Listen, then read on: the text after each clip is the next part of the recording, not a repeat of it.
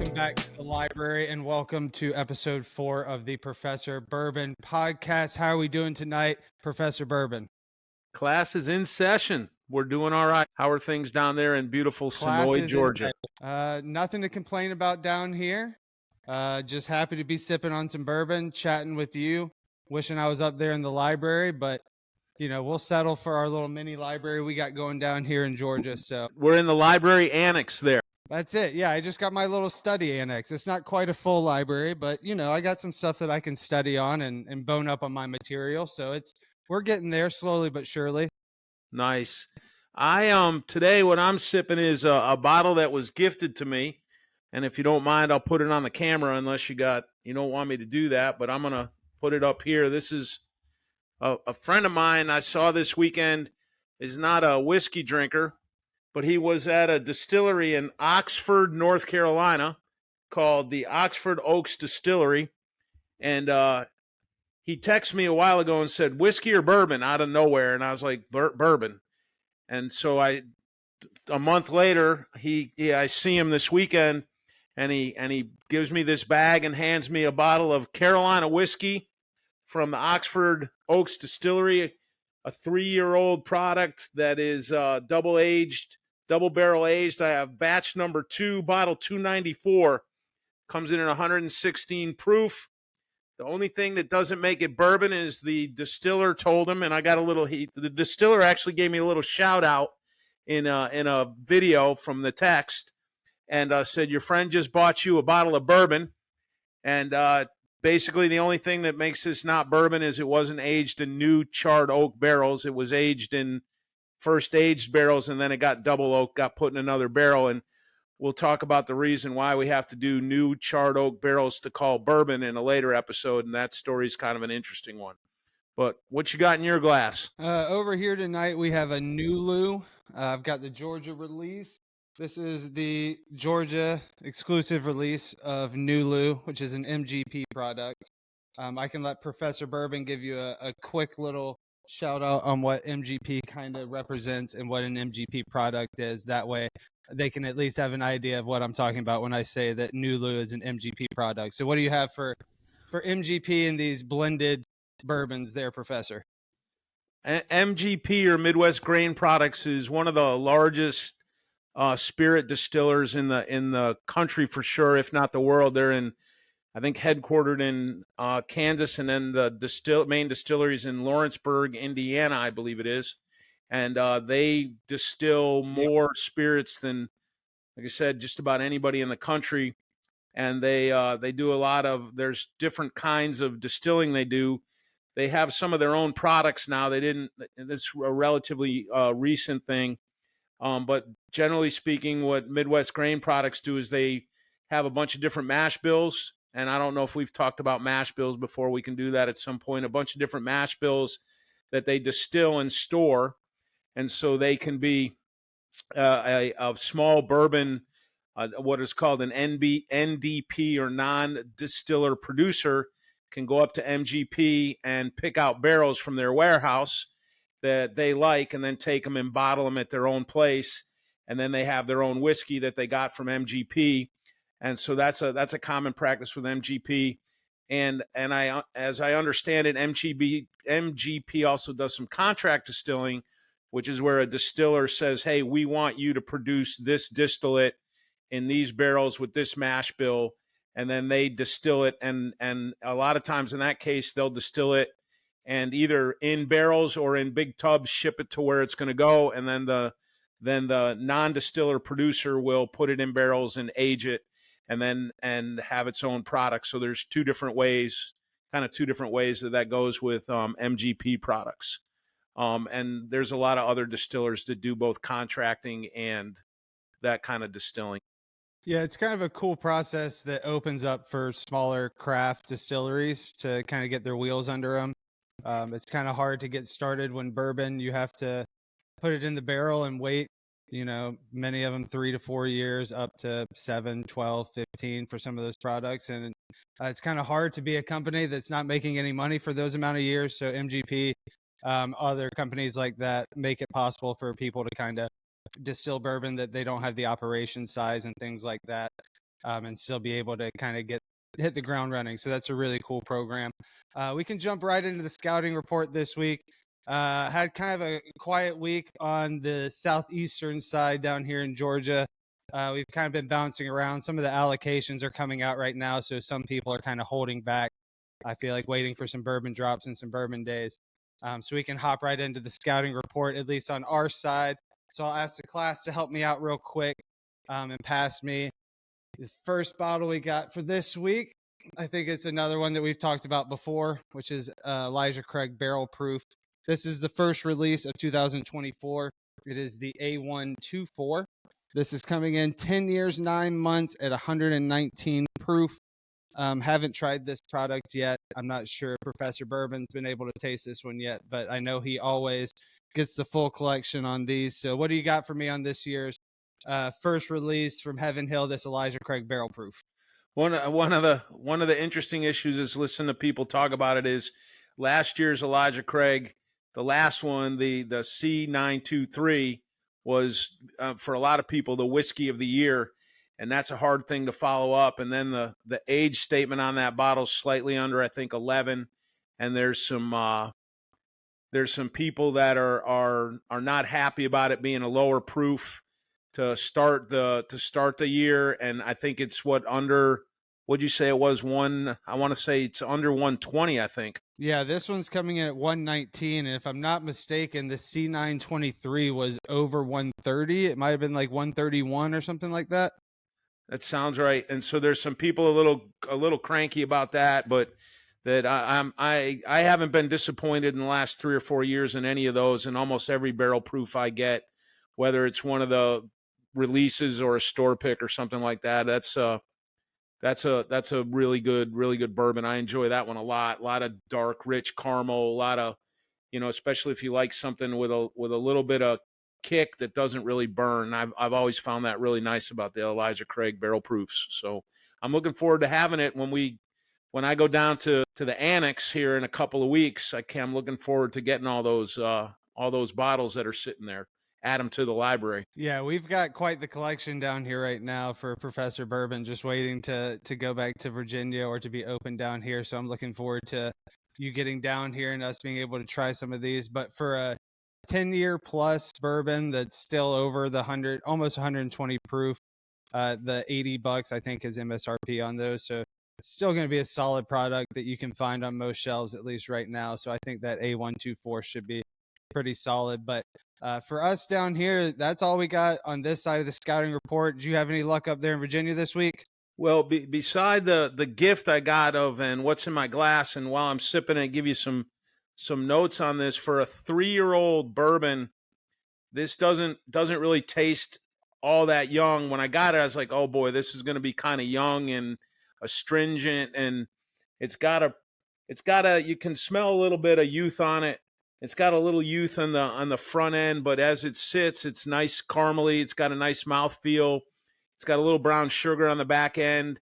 The warmth is really nice. It really doesn't burn all that much. And for a 3-year-old whiskey, this turned out pretty good. It's got a little youngness to it. You can taste it's a little bit grain forward, but it's actually really good. Next time I head from where I am down to the Triangle in North Carolina, I might have to stop in on, because I drive down College Road in Oxford every time I go to the Triangle, and I guess I never noticed the place, but I will now, I think, and maybe stop in and see what else they got. So that I got.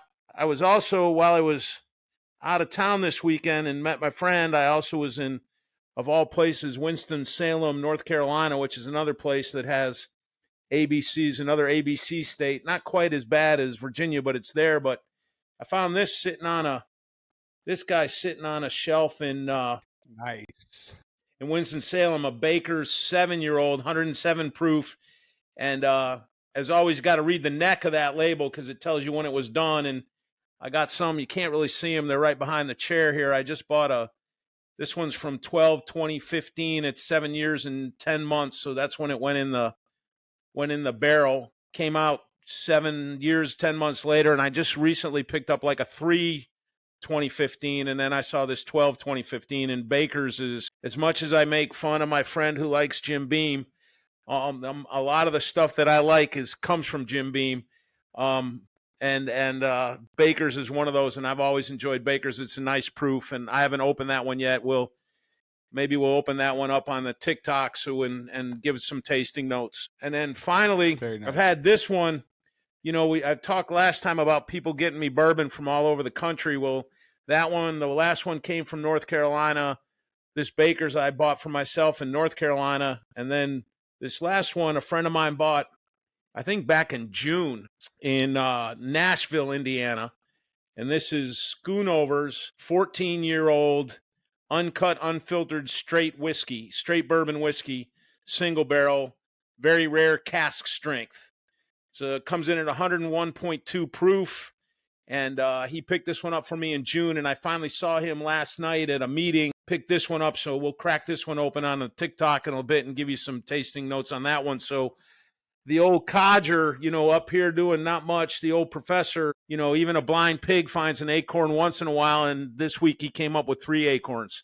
That's not bad in an ABC, traveling from one ABC state to another. So no, that's not a bad scouting report week from Virginia. You did better than I did down here, and for ABC states, that's really solid. That last one for a 14-year cash strength, I'm very interested to see how that tastes.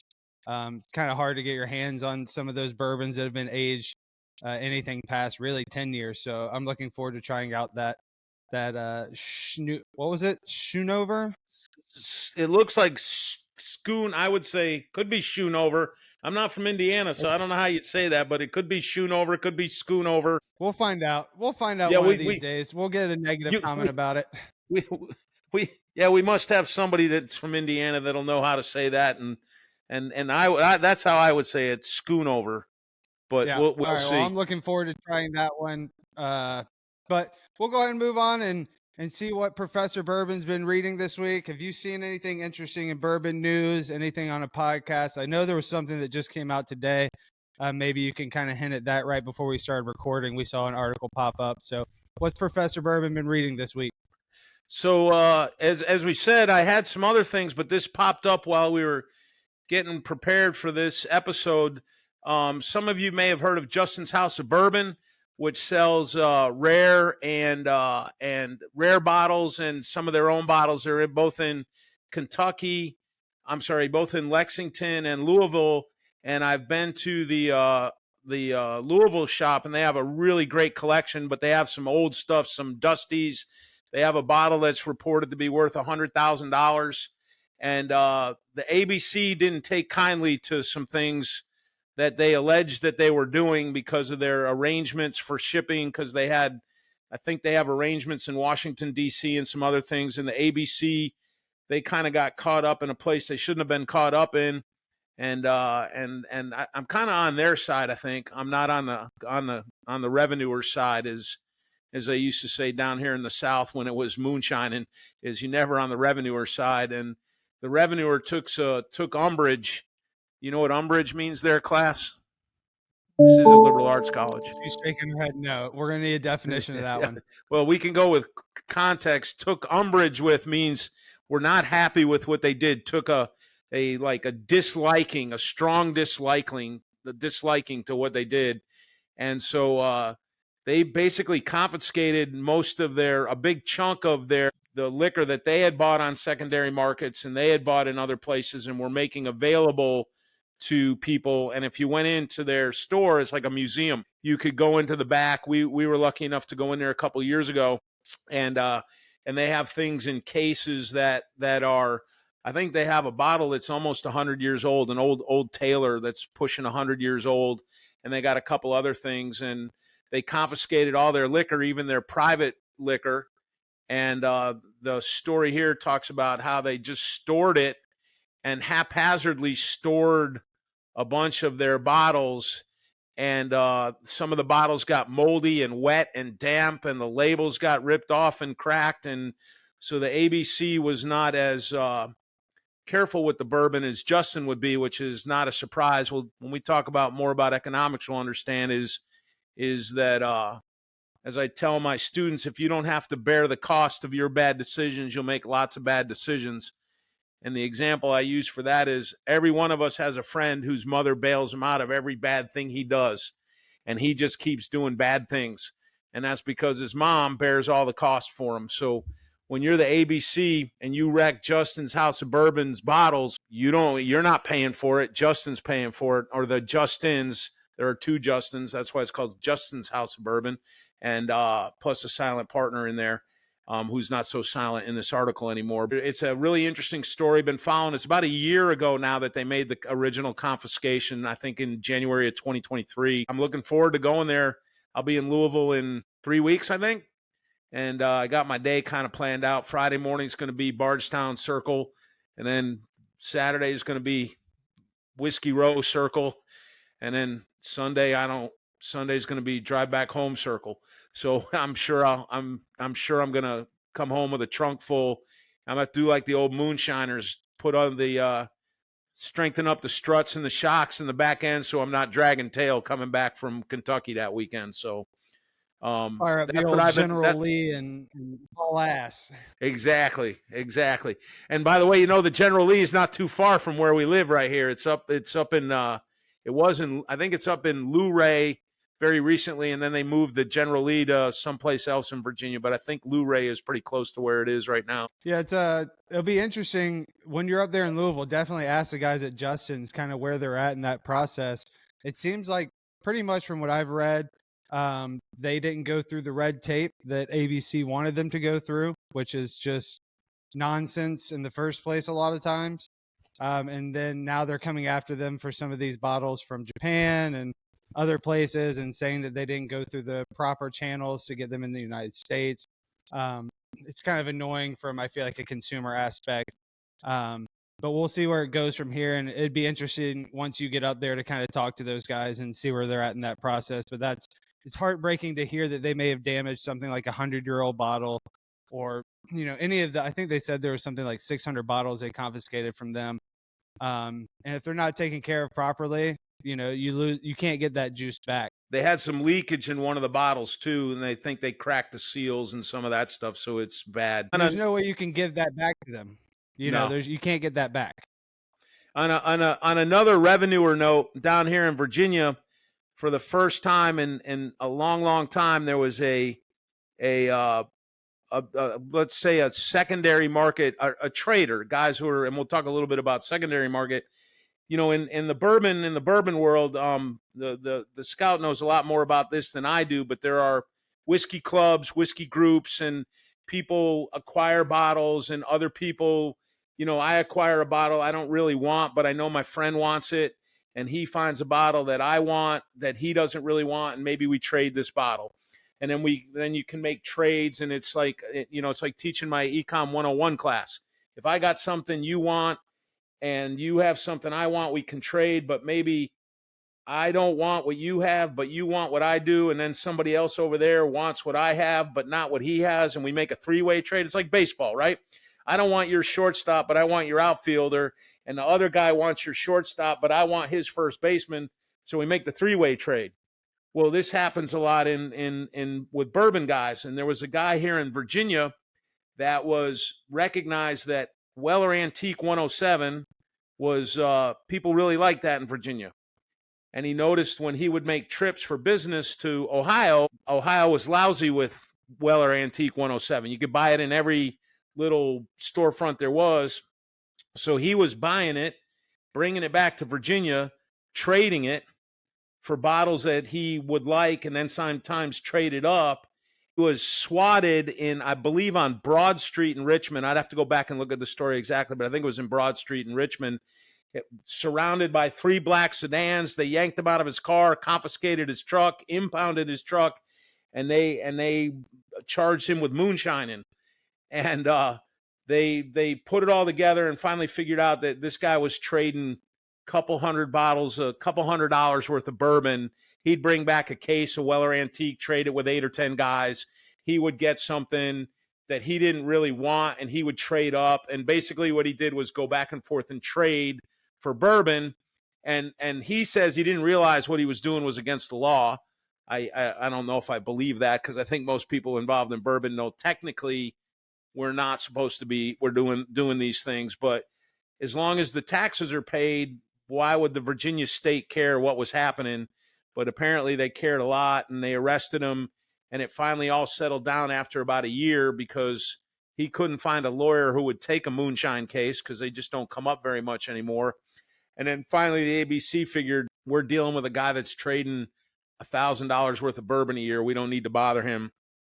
And I think they fined him $200 and charged him $2,000 to get his truck out of hock, and off he went. So that was a kind of interesting story I read in the last week, which is not quite as big as Justin's House of Bourbon, but it was still kind of an interesting story to read about. Yeah, and you mentioned, the secondary market and availability and stuff like that. So for people that aren't necessarily well versed on bourbon and they hear stuff like secondary market, MSRP, obviously they've heard MSRP in other fields. But what factors into the influence of, bourbon availability, as far as pricing goes, distribution goes, and even how does it vary from state to state? Because I know we talk about Virginia and North Carolina being ABC states so much. I'm in Georgia. We luckily can have private liquor stores that get to buy from their own distributors. But just kind of on a more basic level, what goes into the factors that kind of determine availability and pricing for bourbon, and why do you see such vast differences across the market? Yeah, let's start out. Let's go even further down from secondary market to just some basic economics. Stuff that I get to talk about every day. Right? Is if we think about prices, right? Prices. I like to tell my students what a price is reflects relative scarcity. So for economists, right, one of the first laws of economics is scarcity exists. And the joke from the other side is in the first law of politics is scarcity to ignore the first law of economics. So scarcity exists. Basically, we know we have to differentiate between scarce and rare, right? Not all things that are rare are scarce, and not all things that are scarce are rare. And a lot of people confuse those things. So let's talk a little bit about scarcity and rarity. We know from an economics perspective, something's scarce if somebody's willing to give up something of value to get it. So that's kind of the definition of scarcity. Are you willing to give up something to get it? That is, do you have to make a choice to get it? So you and I both don't have to choose the air in the room we're in right now. So it's not scarce. We can breathe all the air we want without choosing to do it. I was a volunteer firefighter for 25 years, and let me tell you, there were times when air was scarce. If I went into a building with 30 cubic or 18 cubic, 32, I'm trying to remember the number, it doesn't matter. Firefighter will call me out and please call me out in the notes. Don't forget, like, subscribe, and share. Firefighter will call me out in the notes if I get the number wrong. But if I have 30 cubic feet of air in my back, and I go into a smoky building and there's no air, I have to make choices about what to do with that air. So that air is scarce, right? But air out here is not scarce. Jim Beam is scarce, but it ain't rare, right? I got a keg back here that my daughter-in-law and son bought me last year that I filled up with some White Dog that's got, 3.5 liters, or not, almost 2.5 liters of White Dog in it. And that barrel up there is rare. It's the only one of its kind, right? You got a similar one back there. It's the only one of its kind. It's rare. It ain't scarce. I don't know anybody here is going to give up money, give up anything of value to get that, right? Or the other one is if I had a piece of paper here and drew a stick figure on it and I go, that's Professor Bourbon art. It's rare. It's the only one like it. It ain't scarce. So first thing we have to distinguish is between rarity and scarcity. Right? If it's rare and nobody wants it, it ain't scarce. So you think about scarcity is the relationship between desirability and availability. So the more other things equal, as economists like to say, the more available something is, the less the relative scarcity, and that tends to keep prices lower. The less available something is, other things equal, the higher prices tend to get. And on the other side, if something is given, no matter how much of it is, if it becomes more desirable, its price will rise because it becomes relatively more scarce. And if its price falls, its desirability may have fallen. So it's become relatively less scarce. So if you think about it, there's two ways for relative scarcity to go up, which drives up price. either it's more desirable or less available, and then vice versa for less scarcity. Either it's more available or less desirable. The example I like to think of is, think about 3 or 4 boys in a sandbox with a bunch of Tonka trucks. If there's 4 boys and 4 Tonka trucks, we don't have a problem, right? 4 boys, 4 Tonka trucks are having a blast in the sandbox. If you put 5 boys in 4 Tonka trucks, you need a kindergarten teacher. And that kindergarten teacher says, hey, Timmy, you need to share with Johnny. You need to give Johnny a chance. Well, in the market, prices do that. Prices act the role of a kindergarten teacher. When prices start to rise, that's like saying there's one more boy in the sandbox, or alternative, if 4 boys are in the sandbox playing with 4 trucks and somebody takes a truck away, now there's only 3 trucks. We need somebody to tell them to share. And prices in markets are the things that tell us to share. Every one of us would love to have a Pappy 23, right? Do you know anybody that wouldn't like to have a Pappy 23? Not a single person, no. At $6,000, you know what? I don't really think I like Pappy 23. You know what I mean? So prices are signals that say, hey, somebody else wants that more than you do. And do we like it? No, think about it. I would much rather have Pappy at $0 than at $1. And if I was selling Pappy, I would rather sell it at $1 million at $89. So one of the interesting things about prices is they tell us about things in the market. And think about it, if prices don't fluctuate with our desirability, then on the other end, the producers don't know how much to produce. So one of the tough things about a bourbon market is, think about that Elijah Craig you just broke out that you said was 10 years and 11 months old, right? 10 and 7, so call it 10 years old. That stuff was distilled in 2014. I don't think we were at the leading edge of the bourbon boom back then. How the hell is it that somebody figured out to put that bourbon in that barrel at that time so that we could buy it as A124 10 years later? That requires a whole lot of forethought, a whole lot of prices and markets. And we could talk about interest rates and how they affect the price of bourbon and how they affect the ability to store. And so all of those things kind of come together. But then you have liquor laws that don't allow prices to rise. So if you have MSRPs, right, manufacturers suggested retail prices, because there's rules and laws about how much they can sell whiskey for. And you might want to look, you can look, for those of that are interested, Scotland just lowered the maximum price, the minimum price you could charge for scotch per ounce to, I can't remember the number, you'd have to look up the number, and it's British pounds or pence or something. Anyway, so what does that tell? What is that going to tell scotch producers? Now the price signal to them doesn't reflect relative scarcity, so they don't know whether people really want more of their scotch or they don't want more of their scotch. Now, so you might ask, then why the hell doesn't Buffalo Trace sell their stuff for $6,000? Well, they also have to consider the idea that if we sell it for $6,000, what, for the few number of bottles of Pappy Van Winkle 23 that are produced every year, and I mean really few. I mean, we're not talking like, you know, they'll produce more Jim Beam in a couple of hours, more Buffalo Trace in a couple of hours, and they'll produce that stuff. You know, think about the stuff that's Pappy 23 last year got put in a barrel last century. And not only that, is it's probably half of whatever whiskey they put in that barrel last century. How the hell in 1999, in the dark days of white liquor, clear liquor, beaten up brown liquor, how the hell did they know, or could they know, about how much to put in that barrel? And as those things change, they make about 3,000 a year. And that's not very many bottles. And think about it, for every state, I'm not really good at ciphering, as we say here in the South, but in every state, that's what, 3,000 divided by 50, that's 600 bottles a state, right? 60 a state, I believe. 3,000 divided by 50 be 300. You're right, 60. I told you I wasn't very good at ciphering. Economics professor, failed college student. taking a win. Wait a minute. Scout Hang on a every win second. he can get. Economics professor, valedictorian. Hang on a second. Valedictorian. Let's not forget that.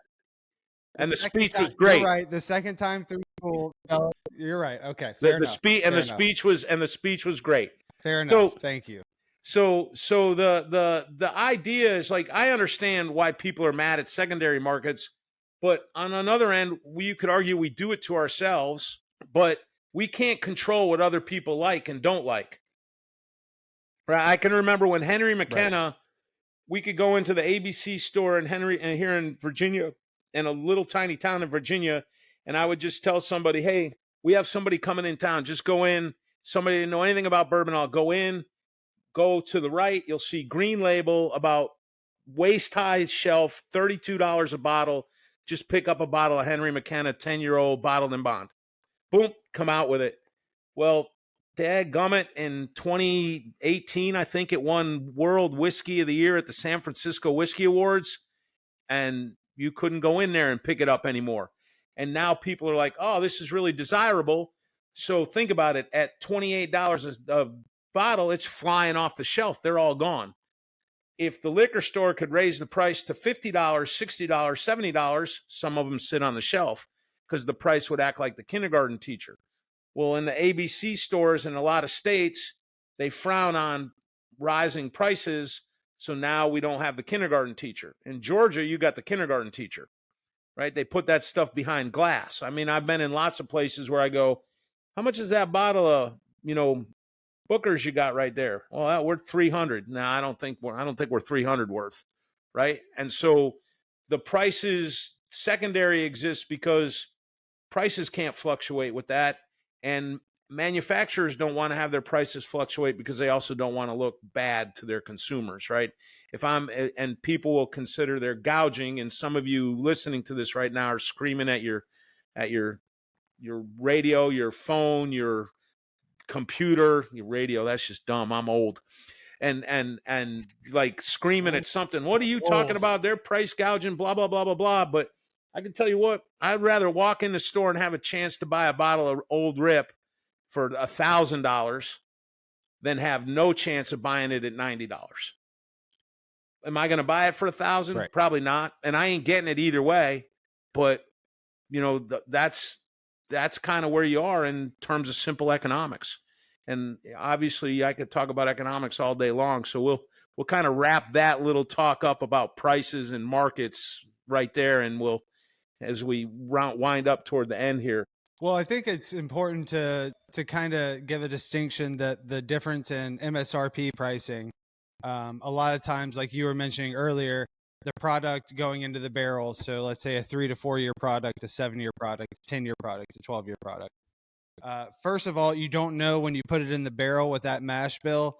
You don't know what the seasons are going to do. If it's in Kentucky, they might have some of the hottest summers that they've had in history. They might have some of the coldest winters, which might make really good bourbon, might make really bad bourbon.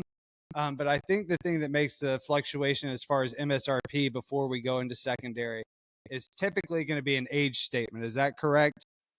Typically due to the angel share and the devil share that gets taken out, which we'll dive into that in a later episode.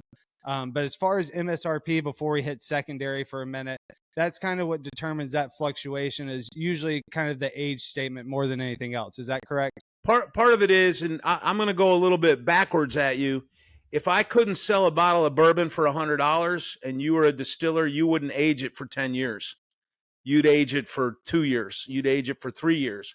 But if I know, if I'm Buffalo Trace or I'm Heaven Hill and people are willing to pay $100 for a bottle of Elijah Craig that's 10 years old, guess what? I might will and let it sit and age because remember, every year I let it age, 2 things happen. I lose bourbon out of the barrel because it evaporates out of the barrel. Like you said, we'll talk about that earlier.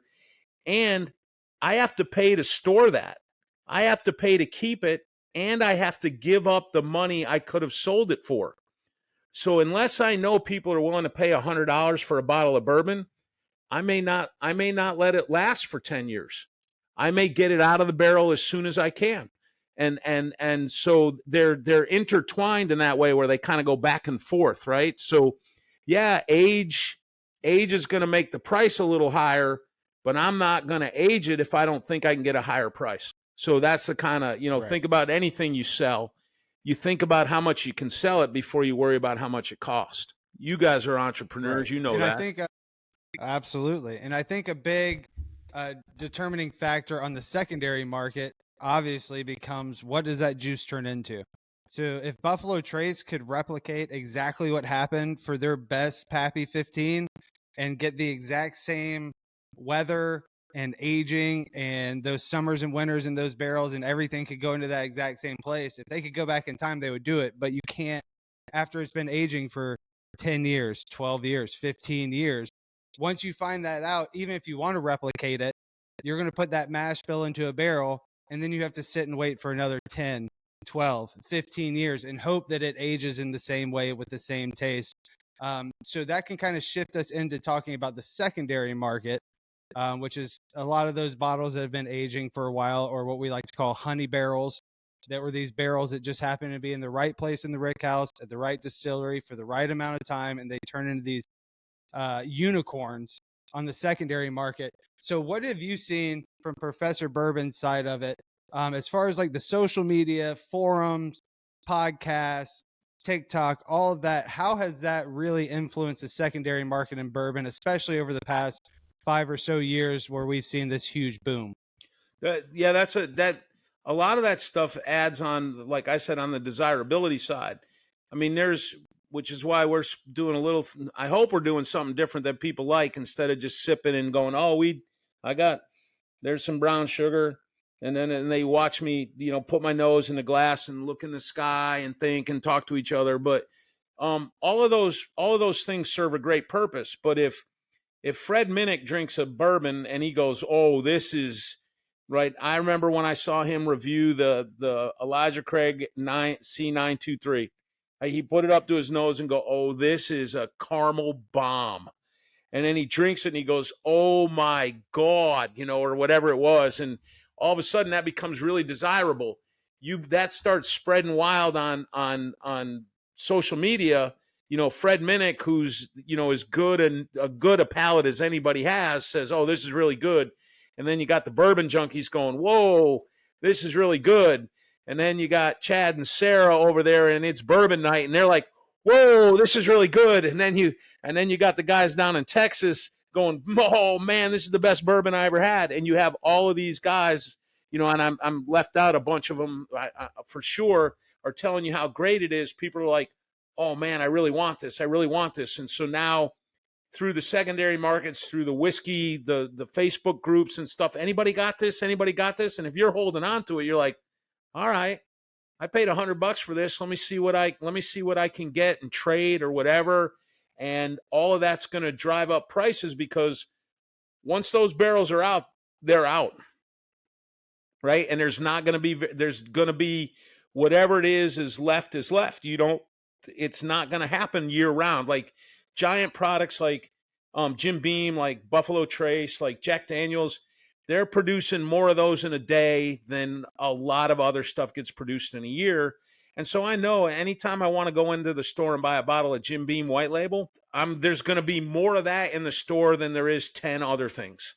And so I'm not worried about it. But if I'm really looking at that Nulu, Georgia, and I hear Nulu, Georgia, whoa, that stuff's really good. Or 13th Colony, that double barrel, and they only produced 50 cases of it. And people are like, whoa, then you add to the desirability of it without changing the availability. And that's part of what's going to make prices go up. Sometimes they're right, sometimes they're wrong. And you'll see reviews like we just saw. We talked a little bit about this, the new Elijah Craig. There's some people that are worried it fell off a little bit because it's proof. So right now, less than a month after its release, you're still seeing it on shelves in Georgia, right? And a month after the release of C923, we didn't get our bottle of C923 until what? December? And it was released in September.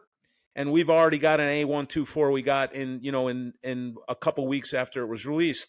So that's a big part of what's driving that too, is once people decide they want it, no kindergarten teacher is going to keep them from getting it. Yeah, like you said, if someone like Fred Minnick were to come out tomorrow and say that the A124 is the best bourbon he's ever tried, you're not going to be able to go down to your local store and find it on the shelf. Someone with an influence like that can change the whole market and can change the secondary market, which is kind of crazy to think about.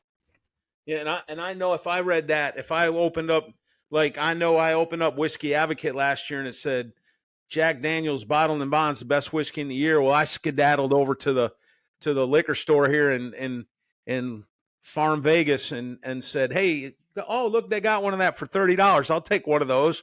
And now you go in there, you ain't finding that. And so similar would be the new Jack 10 and 12. Everybody's really high on those right now, and when they hit the stores, they hit the liquor shelves, they're gone. Same thing with, the first bottle of bourbon I ever bought, I think we talked about on the first episode, was Blanton's, and I paid $35 for it. Good luck. And that was 8 years ago. Never again. No. Never again. No. And well, maybe. I mean, what do they got? 17 million new rick houses, and what do they have? 1 million barrels on their campus right now, or something crazy? I mean, they're hunkering down for the long haul on this one. Yeah, I think that it like you said, it all just kind of fluctuates with the wave of how a lot of times social media views some of these bourbons and things like that. But a lot of times it kind of benefits us because someone says, hey, you need to go out. This is one of the best bourbons I've had. It's on shelves everywhere. Please go try it. It might be something that you wouldn't have tried before, and you end up loving it, and it's one of your favorite products. Or it could turn into a C923 where you love it. It becomes one of your favorite products, and all of a sudden it's allocated like a Pappy or an antique collection. Maybe not necessarily up to those levels, but it's something you just can't find on the shelf. So I think it works in good and in bad ways. But I guess the question I would ask is, for someone that's kind of getting into bourbon, how would you recommend they navigate the secondary market to understand what's worth pulling the trigger on the secondary market? Are there bottles that you should be seeking on the secondary market, or should you just be patient and try to build relationships and try to see if you can't find it for MSRP? That's a great question. I mean, I'm lucky. I got the Scout down there and as I said, friends all over the place. I got some bottles that are still sitting in Nashville. I got some bottles in Georgia. I got people in Indiana buying me things.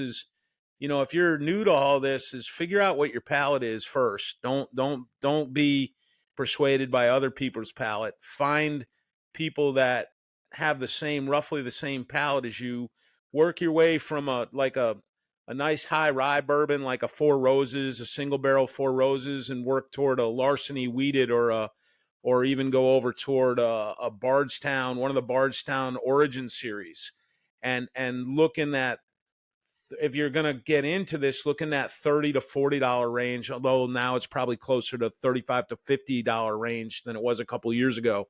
But find something you like, and then find a distillery that you kind of have an affinity for, and talk to people. And if you know people and you can get to places where you can taste things, and it may seem like a lot to pay for $25 or $25 for a pour at a store, at a bar or something, but you can find out whether you really like something for $25 at a place that has a lot of places to try things. Then you could end up dropping $75 or $100 on a bottle that you don't like, and then what you do with it, because people aren't going to buy it from you once it's open, or not very many people for it. So,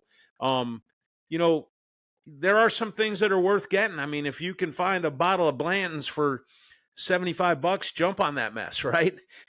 If you run into an Elmer T. Lee for $75, get all over that, right? If you see somebody selling a real bottle of something that says Van Winkle on it and there's not at least 3 digits on it, go ahead and get you that, because it's going to be worthwhile. But the beauty about bourbon is, unlike Scotch, and we can talk about this why a little bit later, but unlike Scotch, you don't have to spend over $100 to get a really good bottle of bourbon. You can do really good in the solid $50 to $60 range for a bourbon that's got a little complexity on it. And it's interesting, especially now with a lot of craft distilleries and local distilleries. Get out to those places, sip, talk to the distillers, get to know those guys, and patronize those guys. And you'll pay a little bit more, but in the long run, it'll help your palate and help you develop. I mean, it's been a slow process. I'm still learning about how to drink it and how to sip it and all that kind of stuff. So it's fun. Yeah, I think that's great advice of finding either, whether it be a podcast personality, a distillery that you like, or a particular mash bill. Once you try some bourbons and you realize that you like that bourbon, do a little bit more research into that and try to find others that either have similar mash bills or similar taste profiles.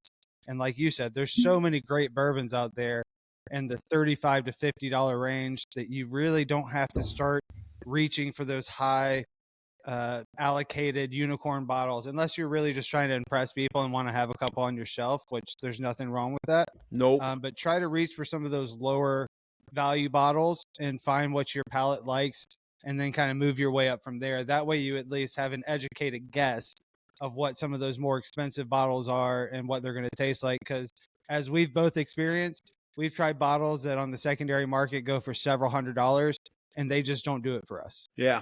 It is what it is. Your palate's going to be the way it is. And MSRP might be $70. It's a $500 secondary bottle. You take a sip of it and it just doesn't do it for you. So I think that was really good advice you gave to kind of find your palate on a cheaper, we don't like to use the word cheaper, but a budget friendly bottle.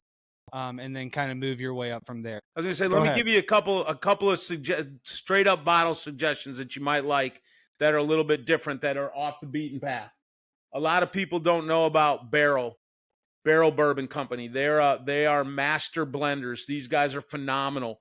Almost anything you can find from Barrel that's a batch number. It's going to be $85, $90, but if you're looking for that high end, that's pretty good, and you're not overdoing, that's really good. And then Calumet Farms, I think Calumet is a MGP product, as I recall, but there's a Calumet 8 that's like, I think I paid $50 or $60 for it. That is MSRP, and where I am, and it was Calumet 8 I was surprised at how good it was. So, look at some of the offbeat, off-brand stuff that you've not heard about, and if it's in the $40, $50 range, give it a shot, see what it's like, and you may be surprised at how much you like that stuff. Yeah, I completely agree. There's so much good bourbon out there to try, and then you can kind of build your path from there. But I feel like we're kind of getting down to the end of today's episode. I know we ran a little bit longer than before, but as we've said before, I'm super excited kind of the direction that we've headed on this podcast. We have a lot of ideas in the future. I know we have a couple guests that have reached out recently that want to come on. So hopefully we can kind of incorporate them here in the next couple episodes for maybe a liquor store owner. We have a friend in Nashville. We call him Mr. Proof. His name is Wes, and he's a guy that is just a proof hound, loves anything over the 120 plus, 130 plus. The higher, the better for him. So we have some really cool guests that want to come on. The professor and some of his students, I know, have talked to him about it, and it'd be great to have some of his fellow staff that may be in the economics or some other departments that can give their opinion on this. You get a kick out of this. I got a food chemist on campus that wants to come on and talk to us about chemistry, and then I have one of the homemade soap gurus.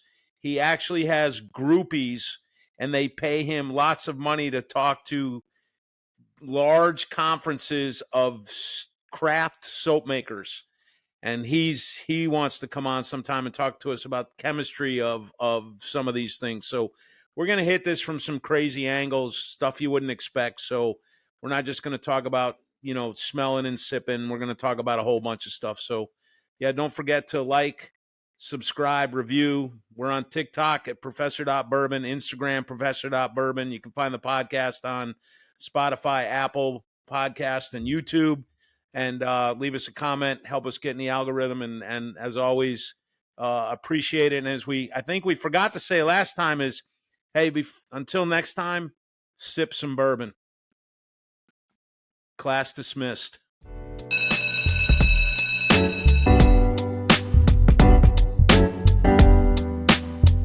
The kindergarten teacher.